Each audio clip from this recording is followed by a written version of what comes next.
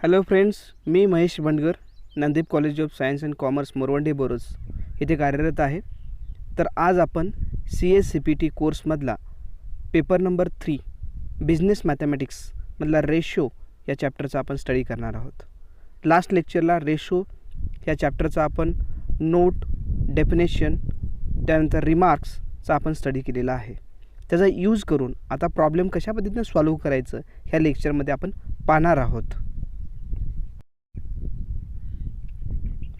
तर आपल्याला त्या क्वेश्चनचा आन्सर आपल्याला द्यायचा आहे. तर त्याच्या अगोदर आपण ती प्रॉपर्टी बघूया नेमकं काय आहे. वी नो दॅट A:B जर रेशो असेल तर इन्व्हर्स रेशो जो आहे तो B:A असतो. म्हणजे फर्स्ट टर्म सेकंडला जातो, सेकंड टर्म फर्स्टला येतं. तर आपल्याला क्वेश्चन काय विचारला होता, 11:15 चा इन्व्हर्स रेशो. तर आपण फर्स्ट टर्म सेकंडला जाणार, सेकंड टर्म फर्स्टला येणार, म्हणजे काय होणार येतं 15:11. ते आन्सर आहे का आपण? तर ते आन्सर ऑप्शन नंबर ए वरच आहे, 15:11. ओके. तर नेक्स्ट क्वेश्चन आपण बघणार आहोत. The ratio of two quantity is 3:4. म्हणजे रेशो दिला आहे दोन क्वांटिटी, टू क्वांटिटीचे आपल्याला रेशो दिला आहे किती, 3:4. If the antecedent is 15, the consequent is. प्रथमतः समजून घ्या की अँटीसिडंट आणि कॉन्सिक्वेंट कशाला म्हणतात. तर A:B हे जर रेशो असेल तर त्यामध्ये फर्स्ट टर्मला आपण अँटीसिडंट म्हणतो आणि सेकंड टर्मला काय म्हणतो आपण, कॉन्सिक्वेंट म्हणतो. तर आपल्याला स्टार्टिंगला दिला होता की दोन क्वांटिटीचे रेशो 3:4 असेल तर फर्स्ट आपल्याला काय सांगितले, अँटीसिडंट 15 आहे, म्हणजे फर्स्ट टर्म काय आहे 15 आहे, तर सेकंड टर्म किती. तर आपल्याला एक प्रॉपर्टी माहीत आहे की जर ह्या रेशोला एकच कोणतं तरी एकाच नंबरनं आपण मल्टिप्लाय दोन्हीला करू शकतो, एकाला वेगळा आणि दुसऱ्याला वेगळ्या नंबरनं आपण मल्टिप्लाय करू शकत नाही. तर 3चं कन्वर्ट 15मध्ये झाले म्हणजे कितीनं आपण मल्टिप्लाय केले याला बघा, तर आपण 5नं मल्टिप्लाय केले. तर आपल्याला 4ला जर 5नं मल्टिप्लाय केलं तर त्याचा आन्सर काय आला पाहिजे, म्हणजे 20. म्हणजे कॉन्सिक्वेंट किती असला पाहिजे, 20 असला पाहिजे. ऑप्शन कोणता आहे हे बघूया. त्याचा ऑप्शन जे आहे डी आहे 20. तर कॉन्सिक्वेंट किती आहे त्याचं, डी. क्वेश्चन नंबर 3 पाहतोय आपण. द ratio of the quantities is 5:7. If the consequent of its inverse ratio is 5, the antecedent is. आपल्याला रेशो दिला आहे 5:7. तर ते इन्व्हर्स रेशोचं आपल्याला काय सांगितले त्यांनी, कॉन्सिक्वेंट किती आहे 5 आहे. तर आपल्याला अँटीसिडंट बघायचं आहे. तर तुम्हाला माहीतच आहे की फर्स्ट टर्मला आपण अँटीसिडंट म्हणतो, सेकंड टर्मला आपण कॉन्सिक्वेंट म्हणतो. तर आपल्याला त्या रेशोचा इन्व्हर्स रेशो काय येतो हे महत्त्वाचं माहिती पाहिजे. तर A:B जर रेशो असेल तर इन्व्हर्स रेशो जो आहे तो B:A येतो. म्हणजे इथं काय व्हायला पाहिजे बघा, 5:7चा इन्व्हर्स रेशो 7:5 यायला पाहिजे. तर 5 जर कॉन्सिक्वेंट झाला इन्व्हर्समधला तर अँटीसिडंट 7 असला पाहिजे त्याचा. ते आपण ऑप्शनमध्ये कोणता आहे हे बघूया. तर त्याचा ऑप्शन आहे सी, 7 त्याचा अँटीसिडंट आहे. फोर्थ क्वेश्चन आपण पाहणार आहोत. The ratio compounded of 2:3, 9:4, 5:6 and 8:10 is. हां, आपल्याला 4 रेशो दिलेले आहेत, 2:3, 9:4, 5:6, 8:10. तर त्याचा कंपाऊंड रेशो फाइंड करायचा आहे. तर प्रथमतः आपल्याला काय करावं लागेल, फर्स्ट तर 2/3 इंटू 9/4 इंटू 5/6 इंटू 10/8/10 अशा सगळ्यांचं मल्टिप्लिकेशन करावं लागेल. आता ते मल्टिप्लिकेशन म्हणजे त्याचं कॅल्क्युलेशन होत असतात. तर ते कॅन्सलेशन कशा पद्धतीने केलेलं आहे बघा. इथं फर्स्ट टर्म जर बघितलं तुम्ही तर त्याचं खालचं 3 जो आहे 9ला कॅन्सलेशन केलं आहे. तर 3 × 3 9 होतं, म्हणजे वर किती आपण 3 लिहिलेला आहे. त्यानंतर आपल्याला 4 जो आहे सेकंड टर्म जो आहे तो 4th टर्ममध्ये, तर 4 आहे आणि तिकडे 8 आहे, म्हणजे 4 × 2 म्हणजे 8, म्हणजे काय कॅन्सल करून काय केलं तर 2 लिहिलेलं आहे आपण. त्यानंतर 9 आणि 6 म्हणजे सेकंड टर्म आणि थर्ड टर्ममध्ये बघितलं तर सेकंड टर्ममध्ये 9 आहे आणि थर्ड टर्ममध्ये 6 आहे. तर तिथं आपण 3चं डिव्हिजन होतं आहे तिथं. तर 3 × 3 9 म्हणजे 3 लिहिलं तिथं. 6 × 2 म्हणजे 2 × 3 म्हणजेच काय होणार 6 येतं, म्हणजे काय 2 लिहिलं तिथं आपण. तर 3 जो आहे 3 फर्स्ट टर्मला कॅन्सल केलं आहे, म्हणजे फर्स्ट टर्म आणि सेकंड टर्ममध्ये बघितलं तर 3 3 आहे, त्यामुळे ते कॅन्सलेशन करता येतं. नंतर फोर्थ टर्ममध्ये बघितलं तुम्ही आणि थर्ड टर्ममध्ये बघितलं तर 5 आणि 10 आहे, त्यामुळे ते 5 × 2 म्हणजे 10 म्हणजे 2 तिथे लिहिलेलं आहे. तर 2ला तो इकडं जो व्हॅल्यू जी आहे तो आपण सेकंड नाही आहे, तर फोर्थला आपण कॅन्सलेशन केलं, म्हणजे सगळे कॅल्क्युलेशन केल्यानंतर 1/1च मिळतात तिथं, म्हणजे जो रेशो आहे तो 1:1च आहे. तर आपण ते ऑप्शनमध्ये कुठं आहे हे बघूया. ऑप्शनमध्ये 4मधला फर्स्टच आहे 1:1 हे रेशो त्याचं आहे. तर हे कंपाऊंडंट रेशो जो आहे त्याची व्हॅल्यू जी आहे ते 1:1 हे रेशो आलेलं आहे. तर आपण आता क्वेश्चन नंबर 5 बघणार आहोत. The duplicate ratio of 3:4 is. Last लेक्चरला आपण बघितलं आहे की डुप्लिकेट रेशिओ जो आहे तो कशा पद्धतीनं आपण लिहू शकतो. इथं पण आपण लिहून दिलेले आहे. A:2B is duplicate ratio is A²:B². म्हणजे आपल्याला काय करायचं, फक्त त्या टर्मची रेशिओची काय करायची, स्क्वेअर करायचं आहे. आता बघा तेच आपण केले. 3:4चं डुप्लिकेट रेशिओ 9:16 म्हणजे 3चा स्क्वेअर 9 आहे, 4चा स्क्वेअर 16 आहे. हे ऑप्शन कुठं आहे आपण, ऑप्शन नंबर सी जो आहे 9:16 आहे. The duplicate ratio of 3:4 is 9:16. आता नेक्स्ट क्वेश्चन बघणार आहोत आपण 6. The sub duplicate ratio of 25:36 is. आता सब डुप्लिकेट रेशिओ जो आहे त्याचा फॉर्म्युला काय बघा, त्याचा A:2B is sub duplicate ratio is √A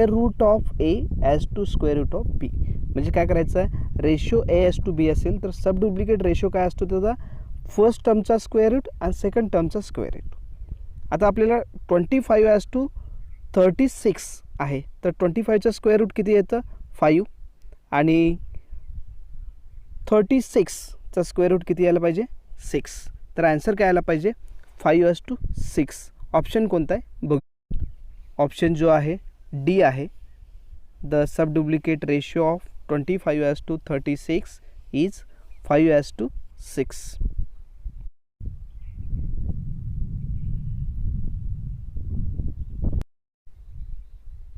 question number 7 आपण पाहतोय आता.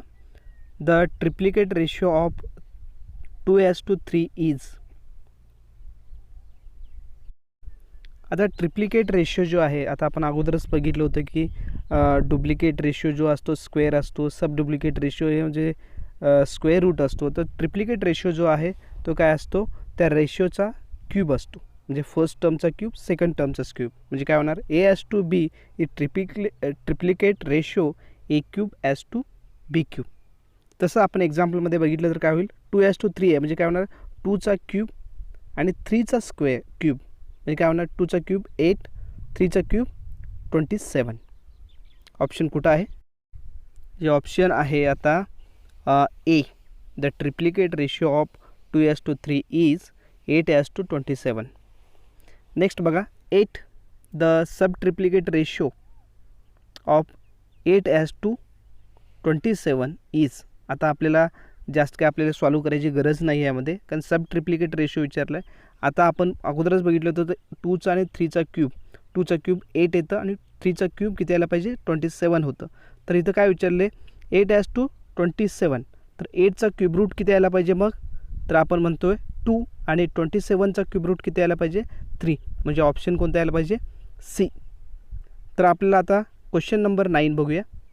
The ratio compounded of 4:9 and the duplicate ratio of 3:4 is. म्हणजे आपल्याला कंपाऊंडेड रेशो फाइंड करायचा आहे. तर आपल्याला कोणते कोणते दिलेत रेशो बघा, 4:9 दिलं आहे आणि दुसरं काय सांगितलं त्यांनी डुप्लिकेट रेशिओ ऑफ 3:4 दिलं आहे. म्हणजे डुप्लिकेट रेशो आता तुम्हाला माहिती आहे 3:4 म्हणजे आपण काय करू शकतो 3चा स्क्वेअर आणि 4चा स्क्वेअर म्हणजे काय व्हायला पाहिजे डुप्लिकेट रेशो काय व्हायला पाहिजे 9:16 म्हणजे ह्या दोन्हीचं आपण मल्टिप्लिकेशन केलं तर आपल्याला ॲन्सर मिळून जाईल. हे आपण ॲन्सर तर आपण ह्या ॲन्सरमध्ये इथं बघतो आहे तर 3:4चं डुप्लिकेट रेशो जो आहे काय येतो 9:16 आणि दुसरं आपल्याला दिलेलंच आहे 4:9. तर तुम्हाला कंपाऊंड रेशोमध्ये आपण सांगितलं आहे की ते काय करायचं 4:9ला कन्वर्ट करून घ्या 4/9मध्ये आणि 9:16ला कन्वर्ट करून घ्या 9/16 आणि ह्या दोन्हीचं मल्टिप्लिकेशन जेवढे टर्म्स आहेत कंपाऊंड रेशोमध्ये काय करायचं जेवढे टर्म्स असे आहेत ते डिव्हिजनमध्ये राईट डाऊन करून घ्यायचं आणि ते मल्टिप्लिकेशन करायचं. आता मल्टिप्लिकेशन करायचं म्हणजेच काय तर कॅन्सल होतात टर्म्स. कसे कॅन्सल होतात बघा 4/9 इंटू 9/16 आहे तर इथं काय होईल 9ला 9 कॅन्सल होईल.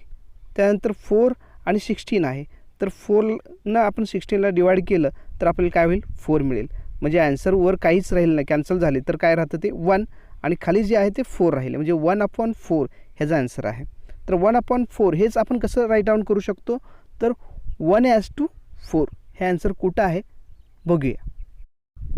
ह्याचा ॲन्सर आहे 9चं first. The ratio compounded of 4:9 and the duplicate ratio of 3:4 is 1:4 हे त्याचा ॲन्सर आहे. 10th क्वेश्चन बघतोय आपण. द ratio compounded of 4:9 the duplicate ratio of 3:4 the triplicate ratio of 2:3 and 9:7 is तर आपल्याला ह्याच्यामध्ये काय करायचं बघा कंपाऊंड रेशो म्हणजे मागा जे केलं तेच आपण ह्यामध्ये करणार आहोत. फक्त कंपाऊंड रेशो कशाचं आपल्याला फाइंड आउट करायचं बघा 4/9मध्ये हे कन्वर्ट करायचं. डुप्लिकेट रेशो ऑफ 3:4 म्हणजे काय होणार 9:16 येईल. ट्रिप्लिकेट रेशो ऑफ 2:3 म्हणजे ट्रिप्लिकेट म्हणजे काय क्यूब होणार म्हणजे 8:27 येईल आणि इथं काहीच सांगितलं नाही म्हणजे काय झालं 9:7 हेच असणार आहे. ह्या सगळ्याचं आपण मल्टिप्लिकेशन केलं तर आपल्याला कंपाऊंड रेशो मिळेल. हे आपण बघूया. ह्यामध्ये आपण पहिला जो दिला आहे 4:9 लिहिलेलं आहे. 3:4चं डुप्लिकेट रेशो फाइंड आउट करून घेतले 9:16 आणि 2:3चं ट्रिप्लिकेट रेशो जो आहे तो 8:27 हे फाइंड आउट करून घेतलेलं आहे आपण. त्यानंतर 9:7च दिले तिथं काहीच सांगितलेलं नाही आहे. तर ह्या सगळ्याचं 4 टर्मचे आपण काय करतो मल्टिप्लिकेशन बघा 4:9 मग हे कसं लिहायचं 4/9 इंटू आता ह्याचं डुप्लिकेट रेशो काय 9:16 म्हणजे 9/16 लिहिलं. त्यानंतर काय बघा 2:3चं ट्रिप्लिकेट रेशो काय 8:27 ते 8/27 लिहिलं इंटू आणि आहे तसंच 9/7 हे तर काहीच दिलं नाही म्हणून आपण असं लिहिलं. आता त्याच्यामध्ये कॅन्सलेशन पार्ट आपण करून घेतलं. तुम्ही व्यवस्थित जर कॅन्सलेशन केलं 9ला 9 कॅन्सल होते बघा. फर्स्ट टर्मला 9 डिवाइडला असलेला आणि वरचा 9 डिनॉमिनेटर आणि न्यूमरेटरचं 9 कॅन्सल होईल. त्यानंतर इथं तुम्हाला आता कुठं कॅन्सल करता येईल बघा 16 सेकंड टर्म आणि थर्ड टर्ममध्ये बघा 16 आणि इथं वर 8 आहे 8 इंटू 2 म्हणजे काय 16 म्हणजे 2 येईल खाली इथं. आणि अशा पद्धतीनं जर हे कॅन्सलेशन तुम्ही करून घेतलं तर इथं 9 आहे हे बघा इथं फोर्थ टर्म आणि थर्ड टर्म्स बघितलं तर बघा तर 27 आहे तर 9 आहे 9 इंटू 3 म्हणजे काय 27 येतं म्हणजे 9ला कॅन्सल 1 होईल ते 27 3 येईल खाली. तर हे कॅल्क्युलेशन जर तुम्ही करून घेतलं व्यवस्थित तर ते ॲन्सर किती आलं तर 2/21 2/21 म्हणजेच काय 2:21 ह्याचं ॲन्सर आहे. व्यवस्थित करून घ्या. नाही जमलं तर मला नंतर तुम्ही मला मेसेज करून विचारू शकता. ओके ऑप्शन आहे का बघूया आपण. 10चं ऑप्शन आहे आपल्याला इथं दिलेलं आहे सी हा त्याचा ॲन्सर आहे. तर 11चं आपण क्वेश्चन आपण बघणार आहोत. सिमिलर क्वेश्चन काही चेंजेस नाही त्यामध्ये थोडंसं स्लाइटली चेंजेस असतात त्यामध्ये.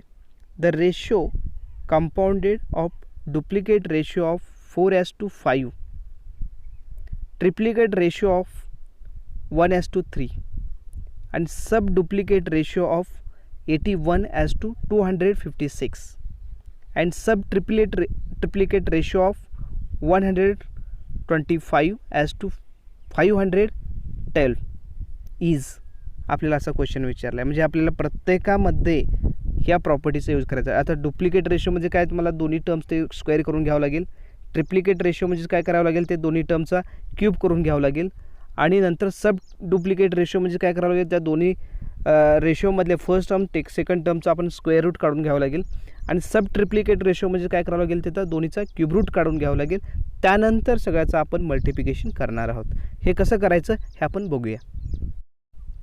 बघा आता ह्याच्यामध्ये आपण बघितलं की 4:5चं डुप्लिकेट रेशो जो आहे, म्हणजे आपण स्क्वेअर करतो फर्स्ट टर्म आणि सेकंड टर्मचा. 4चा स्क्वेअर 16 आहे, 5चा 25 आहे, म्हणून 16:25 त्याचा आन्सर आलं. तर सेकंड बघा काय त्यात 1:3चा ट्रिप्लिकेट रेशो म्हटलं आहे, म्हणजे 1चा क्यूब 1 येतो आणि 3चा क्यूब 27 आहे, म्हणजे 1:27 त्याचा आन्सर आहे. त्यानंतर थर्डमध्ये काय केलं बघा, 81:256 आहे. तर त्याचा सब डुप्लिकेट रेशो म्हणजे काय, स्क्वेअर रूट काढायचा. 81चा स्क्वेअर रूट 9 आहे आणि 256चा स्क्वेअर रूट हा 16 आहे. थर्ड जो आहे 1:125 512 ह्याचा सब ट्रिप्लिकेट रेशो काय आला पाहिजे, 125चं क्यूब रूट काय जो येतो तर 5 येतो आणि 512चं क्यूब रूट जो आहे तो 8 येतो. जर हे सगळे व्हॅल्यू फाइंड आउट करून घेतले आपण, तर आपण ह्या सगळ्यांचं आपण मल्टिप्लिकेशन करून घेतो. बघा 16:25 म्हणजे काय, 16/25 इंटू 1:27 आहे, म्हणजे 1/27 इंटू 9/16 इंटू 5/8 असं मल्टिप्लिकेशनमध्ये लिहून घेतलं. आता कॅल्क्युलेशन करत असताना बघा फर्स्ट टर्म आणि थर्ड टर्ममध्ये 16 आहे ते कॅन्सल होऊन जाईल. आणि नंतर इथं सेकंड टर्म आणि थर्ड टर्ममध्ये बघा तर 27 आहे, 9 आहे, 9 इंटू 3 म्हणजे काय 27, म्हणजे आपण 9 कॅन्सल केलं, 1 लिहिलं आणि खाली 3 लिहिलं इथं. तर त्यानंतर आपण बघा 5 बघा कुठे कॅन्सल होतं, 25 आहे खाली फर्स्ट टर्मला आणि फोर्थ टर्मला 5 आहे. तर ते कॅल्क्युलेशन केलं तर काय होईल, 5 × 5 25, म्हणून काय केलं 5 1 लिहिलं तिथं खाली आणि इथं खाली काय लिहिलं पाहिजे 5. तर सगळे वरचे टर्म्स म्हणजे न्युमरेटर जे आहेत ते सगळे 1 झालेले आहेत आणि खाली डिनॉमिनेटर काय काय झाले बघा, तर 5 × 3 × 1 × 8 आणि त्याचा आन्सर येते 1/120, म्हणजे आन्सर काय आला पाहिजे 1:120. ते ऑप्शनमध्ये आहे का आपण बघणार आहोत. तर ते ह्या ऑप्शनमध्ये नाही आहे बघा. 1:120 हे जे ऑप्शन आहे हे पहिल्यामध्ये पण नाही आहे, सेकंड थर्डमध्ये नाही, म्हणजे आपण ह्याचा आन्सर जे आहे ते नन ऑफ दोज असं लिहू शकतो, म्हणजे ऑप्शन नंबर डी ह्याचा आन्सर आहे. आता 12 नंबर क्वेश्चन आपण बघणार आहोत. इफ A:B 3:4 असेल, the value of 2A + 3B as to 3A + 4B is. असं जर क्वेश्चन विचारला, A:B ची तुम्हाला रेशो दिला असेल आणि तुम्हाला तिकडली पुढची व्हॅल्यू फाइंड आउट करावं लागेल, तर नेहमी लक्षात ठेवा त्यावेळी Aची व्हॅल्यू 3 घ्या, Bची व्हॅल्यू 4 घ्या. म्हणजे इथं ह्या प्रॉब्लेममध्ये ते घ्या, पण ज्या प्रॉब्लेममध्ये जी व्हॅल्यू देतात ते डायरेक्ट घेऊन त्या व्हॅल्यू तिथं ए आणि बीची व्हॅल्यू पुटअप करायचं आणि तो जो रेशो येतो तो त्याचा आन्सर असतो. ओके, तर आपण हे कशा पद्धतीनं फाइंड आउट केले हे बघू. तर तुम्हाला ह्यामध्ये दिसेलच की A:B इज 3:4 आहे. तर त्याची एची व्हॅल्यू आपण 3 घेतले अँड बीची व्हॅल्यू 4 आणि ही व्हॅल्यू आपण त्या इक्वेशनमध्ये म्हणजे त्या रेशोमध्ये आपण पुटअप केले. म्हणजे इथं बघा 2 × 3 + 3 × बीची व्हॅल्यू किती आहे 4 ॲज टू 3 × एची व्हॅल्यू 3 + 4 × बीची व्हॅल्यू 4. म्हणजे आता 2 × 3 6 + 3 × 4 12 ॲज टू 3 × 3 9 + 4 × 4 16. 6 + 12 म्हणजे काय 18 आणि 9 + 16 म्हणजेच काय येणार 25. म्हणजे ह्याचा रेशो आहे जो 18:25 हे आहे. हे ऑप्शनमध्ये आहे का आपण पाहू.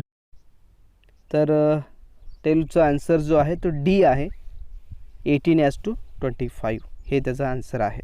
एकदम सिम्पल क्वेश्चन आहे तो. त्यानंतर 13 आपण क्वेश्चन बघतोय बघा.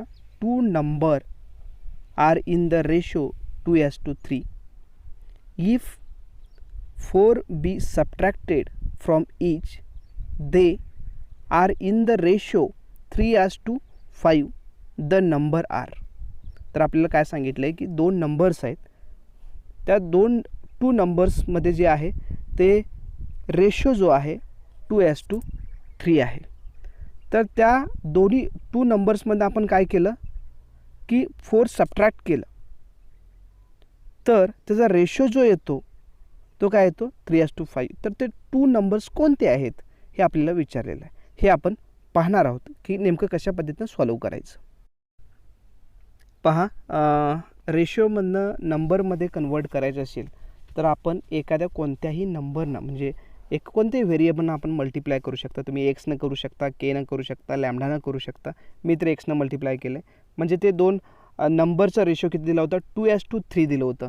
म्हणून आपण काय केलं 2x/3x असं लिहिलं. मायनस आपण सबट्रॅक्ट त्या क्वेश्चनमध्ये काय म्हटले -4. दोन्हीमधनं आपण काय करायचं ईच टर्ममधनं आपण -4 केलं आहे.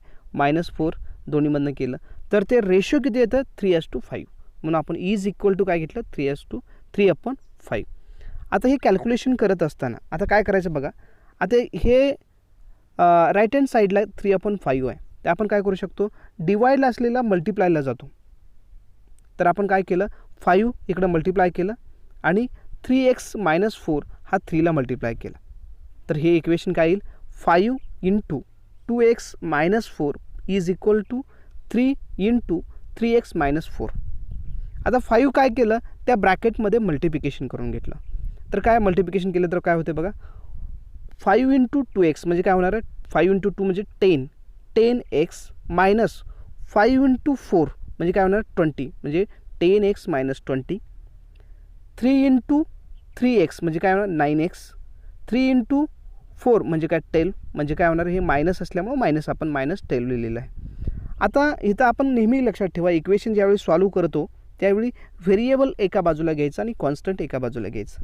आता व्हेरिएबल काय काय बघा 10x आणि 9x आहे. तर आपण काय करतो 9x काय करतो 10xकडे घेतो आहे. म्हणजे इकडं प्लस आहे, इकडे गेल्यानंतर काय झालं मायनस म्हणजे 9x काय होणार मायनस होणार.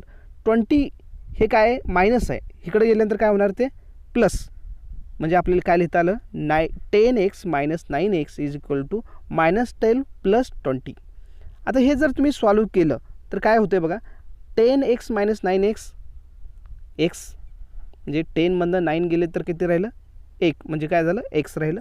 -12 + 20 म्हणजे लक्षात ठेवा एक पॉझिटिव्ह आणि एक निगेटिव्ह नंबर असेल तर आपण काय करतो लार्जेस्ट नंबरमधनं स्मॉलेस्ट नंबर सबट्रॅक्ट करतो आणि जे लार्जेस्ट नंबर आहे त्याचं आपण साईन देतो. आता लार्जेस्ट नंबरचं साईन किती आहे प्लस आहे. आता लार्जेस्ट नंबर कोणता आहे 20मधनं 12 गेले तर किती राहिले 8. तर आपण 8 म्हणजे 1ची व्हॅल्यू किती झाली 8. पण नंबर काय आहे ते तर 2x आणि 3x आहे. म्हणून आपण काय केलं 2x म्हणजे तो पहिला नंबर फर्स्ट नंबर आपण म्हणू शकतो अँटीसिडंट म्हणू शकतो आपण. 2x म्हणजे काय 2 × 8 कारण 1ची व्हॅल्यू किती 8 आहे. म्हणजे काय 2 × 8 म्हणजे काय 16. 3x म्हणजे काय 3 × 8 म्हणजे काय होतं 24. म्हणजे ते जे नंबर्स आहेत ते नंबर्स काय फर्स्ट 16 सेकंड 24 हे आपण आन्सरमध्ये आहे का हे पाहणार आहोत. तर ह्याचा आन्सर जो आहे एचा आहे 16 आणि 24 ए त्याचा आन्सर आहे 13चा. आता 14चा आपण स्टडी करणार आहोत. आता 14चं स्टडी करत असताना बघा काय म्हणतो आपण the angle of a triangle are in the ratio 2:7:11 the angle are. तर हे रेशो दिलेला आहे अशा पद्धतीनं तुम्हाला रेशो दिला आणि तुम्हाला अँगल फाइंड आउट करायला सांगितलं तर नेहमी लक्षात ठेवा तर ट्रायंगलचं अँगलची ॲडिशन किती असते 180 असते. आता त्या 180चं ह्यांनी काय केलेत रेशोमध्ये कन्वर्ट केले म्हणजे काय एवढे पार्ट्स पडलेत त्यांनी. म्हणजे टोटल पार्ट्स किती झाले बघा तर 2, 7 आणि 11 हे सगळ्यांची ॲडिशन केली तर 20 पार्ट्स केलेत. हे आपण आन्सरमध्ये आपण बघूया की नेमकं कशा पद्धतीने आपण सॉल्व्ह करायचं आहे. तर वी नो दॅट आपल्याला माहीत आहे की sum of angle of triangle is 180 degree. तर आता तो रेशो होता तो काय होता 2:7:11. तर त्या रेशोला नंबर अँगलमध्ये कन्वर्ट करायचं असेल तर एक्सनं मल्टिप्लाय करायचं. मग आपण केलं होतं नंबर त्या रेशोला तर नंबरमध्ये कन्वर्ट करायचं असताना एक्सनं मल्टिप्लाय केलं होतं. तसंच इथं अँगलमध्ये कन्वर्ट करायचं असेल तर एक्स म्हणजे अँगल असेल नंबर असेल अशामध्ये तुम्हाला कन्वर्ट करायचं असेल तर एक्सनं मल्टिप्लाय करणं गरजेचं असतं त्याला. तर 2x + 7x + 11x is equal to 180 degree. म्हणजे हे रेशोची ॲडिशन किती येते 180 डिग्री येतं. म्हणजे तिन्ही अँगल, हे first angle, second angle, third angle, तर तिन्ही अँगलची ॲडिशन किती असते आपल्याला माहिती आहे की 180 असतं. मग तिन्हीची ॲडिशन केल्यानंतर काय होतं बघा, 2 + 7 + 11 ह्या सगळ्याची ॲडिशन किती 20x इज इक्वल टू 180. आता 20 इथं काय आहे, 20x म्हणजे मल्टिप्लिकेशनमध्ये आहे, तर त्याला आपण काय करू शकतो, डिवाईडलाच घेऊन येऊ शकतो. म्हणजे x is equal to 180 upon 20. 0 0 cancel होईल. त्यानंतर 18 अपॉन 2 म्हणजेच काय होईल 9 येईल. म्हणजे एक्सची व्हॅल्यू किती झाली 9. आता फर्स्ट अँगल काय आहे 2x आहे.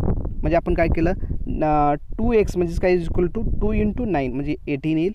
सेकंड अँगल किती आहे 7x म्हणजे काय 7 × 9 म्हणजे काय 63 येईल.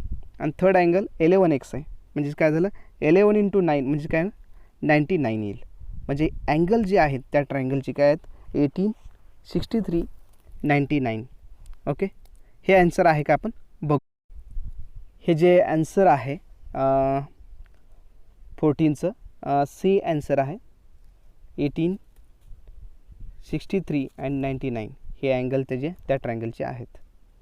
नेक्स्ट आपल्याला क्वेश्चन विचारला बघा 15. Division of ₹324 between x and y is in the ratio 11:7. x and y should get rupees. म्हणजे आपल्याला x and y ची व्हॅल्यू आपण फाइंड आउट करा सांगितले. तर त्यांना काय म्हणायचं होतं बघा क्वेश्चनमध्ये 324 रुपीज आहेत. तर त्याला 2 पार्टमध्ये डिवाइड केले त्यांनी. कोणतं, एक 11 पार्ट आहे आणि एक 7 पार्ट आहे. तर मगा जो लास्ट एक्झाम्पल सॉल्व केलं त्यानुसारच केलं तर 11x + 7x is equal to 324. त्यानुसार आपण फाइंड आउट करणार आहोत. हे कसं केलं आपण बघू. तर बघा आपल्याला ह्या 324 रुपीला आपण 2 पार्टमध्ये डिवाइड केले आणि ते 11 आणि 7 या रेशोमध्ये आपण केले. म्हणून आपण त्याला आपण रुपीजमध्ये कन्वर्ट करण्यासाठी आपण एक्सनं मल्टिप्लाय करतो. तर 11x + 7x is equal to 324. म्हणजे 11 + 7 म्हणजेच काय झालं 18. x is equal to 324. मग इथं आपण काय म्हणतो 18 जो आहे तो खाली डिवाईडला लिहू शकतो आपण, मल्टिप्लायला आहे म्हटल्यावर हे. तर डिवाईडला लिहिल्यानंतर काय झालं 324 अपॉन 18 म्हणजे काय 18च येते. कारण का, त्याचं रिझन आहे कारण 18चा स्क्वेअर आहे तो. म्हणजे 18 स्क्वेअर म्हणजे काय 18ला 18 कॅन्सल होईल, एक 18 आपल्याला तिथं लिहिता येईल. ओके, तर एक्सची व्हॅल्यू 18 आलं. म्हणजे फर्स्ट टर्म आपल्याला काढायचं आहे. तर काय होईल, फर्स्ट काय होईल बघा 11x म्हणजे 11 × 18 किती येणार 198 येतं. तुम्ही कॅल्क्युलेशन केलं तर तुम्हाला मिळून जाईल. सेकंड टर्म 7x आहे म्हणजे 7 × 18 म्हणजेच काय होईल तुमचं 126. म्हणजे ते रुपीज जे आहेत 324 रुपीज ह्या 2 पार्टमध्ये डिवाइड केलेले आहेत. ओके, तर त्याचा आन्सर काय होते 198 आणि 126. हे आन्सर आहे का आपण बघूया.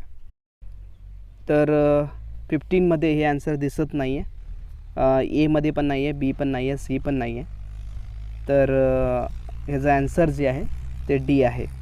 ओके, तर अशा पद्धतीनं आपण 15 क्वेश्चन्स आज आपण सॉल्व केलेले आहेत. ह्यामध्ये काय डाऊट्स असतील, काय प्रॉब्लेम असतील तर व्हॉट्सअपवर मला विचारा.